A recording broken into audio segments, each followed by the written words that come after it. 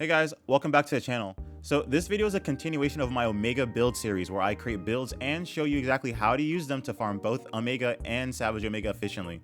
So today we're covering the bow, specifically the Insurgence bow build, based on the Sarajevo's weapon tree. And this setup is insanely good for farming the normal version of Omega because bow gives you a ludicrous amount of mobility options, burst damage, and reliable sustain, almost like the spread light bowgun, but with more movement, freedom, and survivability. So if you're a bow main or even a DPS player who wants to stay mobile while pumping out huge amounts of damage and staying safe, this build is for you. But before we dive into the build, let's head to the table of contents to see what's actually in this video. Alright guys, welcome to the table of contents. So if you're just here for the equipment and decorations, you can skip ahead using the timestamp down below. However, I highly recommend watching the playstyle and walkthrough sections because this part of the video will show you exactly how to use the build, how to maximize your damage output, and how to stay alive throughout the fight. The playstyle portion really shows you how this bow build performs at its full potential in real hunts. And as always, if you have any optimizations, tips, or alternative builds, feel free to drop them down in the comments below. I read all of them. So really quickly, I want to give a quick shout out to a member of our community, Mugimu, for sharing an awesome optimization tip that you can use for any hunt. So you can actually equip your mantle by holding L1 and then pressing R2 instead of scrolling through your radial menu. So it's such a small thing, but it makes a huge difference in the flow of the hunt because it's way faster and more convenient, and it helps you avoid those little mistakes when you're trying to swap mantles mid-fight. So yeah, big shout out again to Mugimu. Big ups. Alright, so what makes the Insurgence bow one of the best DPS options against Omega comes down to a few things. First, it does a lot of damage. Simple as that. Its raw output is among the highest of any ranged weapon when you land your shots properly. Second, it's all about burst damage. This is important because dealing a ton of damage in a short window means you're less exposed. Most times when you take damage in fights, it's because you stayed out too long trying to finish an attack. With spread bow's burst damage and burst potential, you can jump in, unload a full volley, and then get out safely, which makes it incredibly comfortable and consistent to play. And finally, the mobility is insane. Charging sidestep and flying swoop give you defensive movements and offensive positioning at the same time. You can weave through Omega's attacks while staying on top of him constantly. So you're not just dishing out burst damage, you're dancing around the monster while doing it.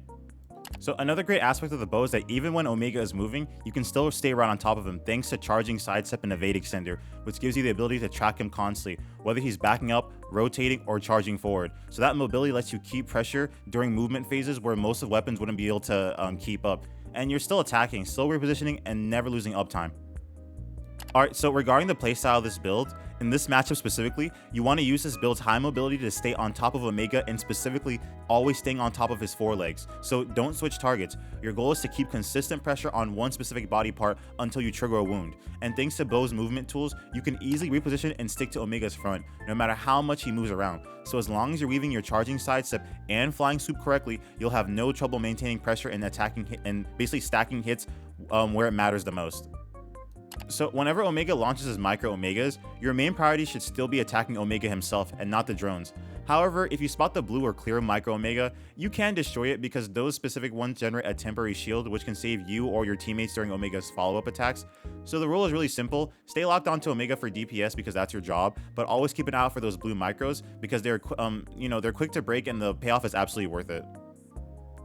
Next, let's talk about the flamethrower. So whenever Omega uses his flamethrower attack, this build makes dodging it extremely easy because all you do is just use your charging sidestep to basically move out of the flame's path while staying locked on top of Omega's weak spots. So even while dodging, keep charging and firing because your charging sidestep lets you reposition and deal damage at the same time. So instead of disengaging completely like, with light bowgun, you can constantly deal chip damage and burst damage while avoiding the flames altogether.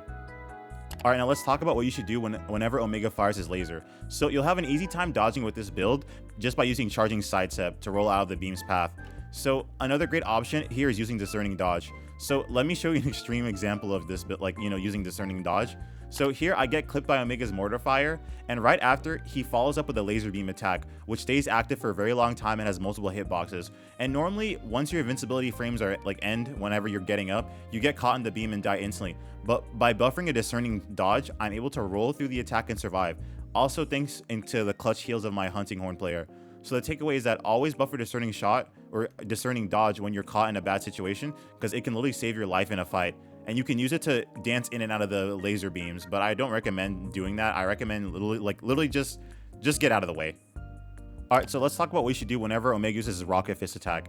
When he does this, you should get aggressive immediately, because as soon as his fist launches, close the gap and start focusing on Omega's forelegs, because this is your damage window. Stay close and unload as much damage as possible before he resets, and you also want to shoot down the Rocket Fist as they come towards you.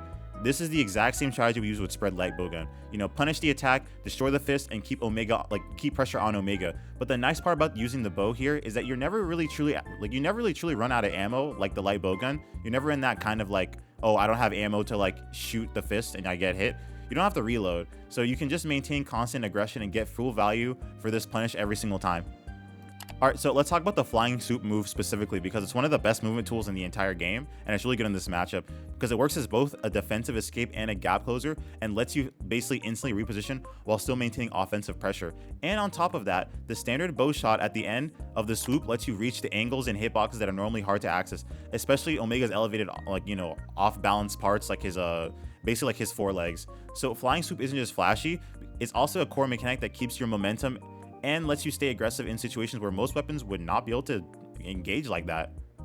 Alright, so let's talk about what you should do whenever Mustard Bomb gets targeted on you. So just use your charging sidestep to escape it, and it's honestly the safest and most consistent way of, doing it without getting clipped. And I honestly do not recommend using Discerning Dodge here to trigger the attack boost. It's just way too risky and not worth it. And the explosion radius is large, dude. Like, if you mistime your iframes even slightly, you're done, man. So just stick to the charging sidestep, play safe, and maintain your positioning for the next punish window.